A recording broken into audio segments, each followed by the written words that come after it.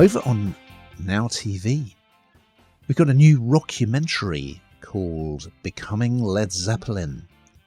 And here's a clip. The first time we played together, you could tell it was going to be a good group. It was an electric atmosphere, and that had been what I'd been waiting for. Jimmy produced the album. I wanted it to be something that they hadn't heard before. The press didn't seem to like us. It got ripped to pieces. People wouldn't even book the band. Our manager of Peter Grant gets a tour together in America. We're backstage at the Fillmore, and Peter says, if you don't crack it here, it's over. Fun fact for you, Hannah. Did you know that Led Zeppelin, the name of the heavy rock band from the 1960s and 70s, it's a pun on lead balloon. How did I not know this?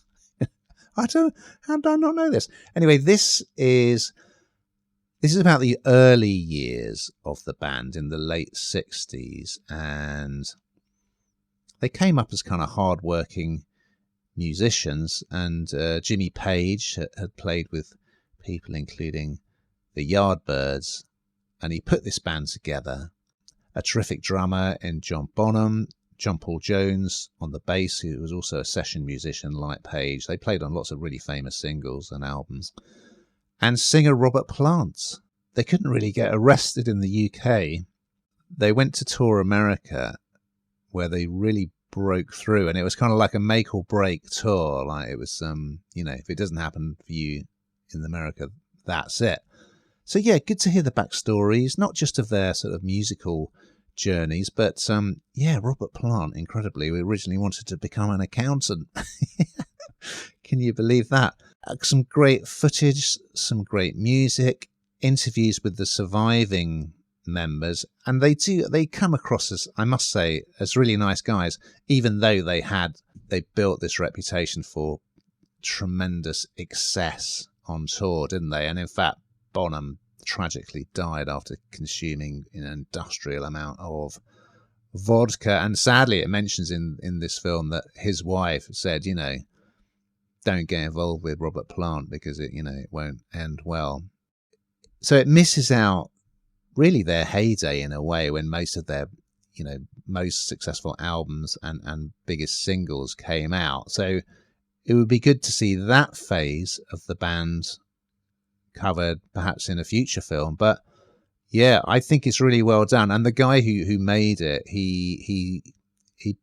they weren't very keen on the project, but he made such a good case for it and was clearly so well informed. And I think he'd done a documentary series about American roots music, and it seems as they'd been brought up kind of in the blues explosion, and that's what they were involved in their early years.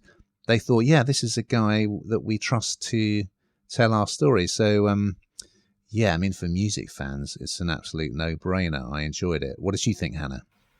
I love them. You know that. I absolutely love things like this. You learn something that you never knew, and I think probably even hardcore fans, which I'm not, will do as well. And as you say, it sort of stops short of the band's success, doesn't it? Really, but this is the first rockumentary that they've authorized, and so therefore you do feel like you get much more.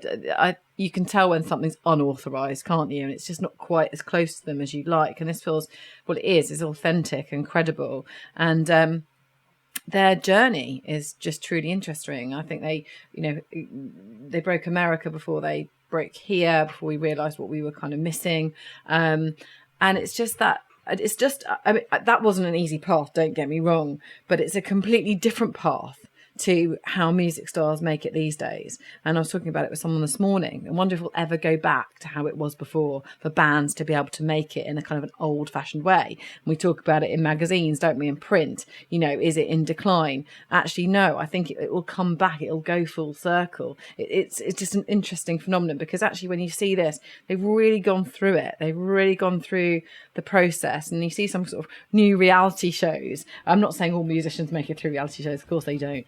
It's other ways, certainly not the way that Led Zeppelin did, but it's just a completely different path. So I found it very thoroughly interesting.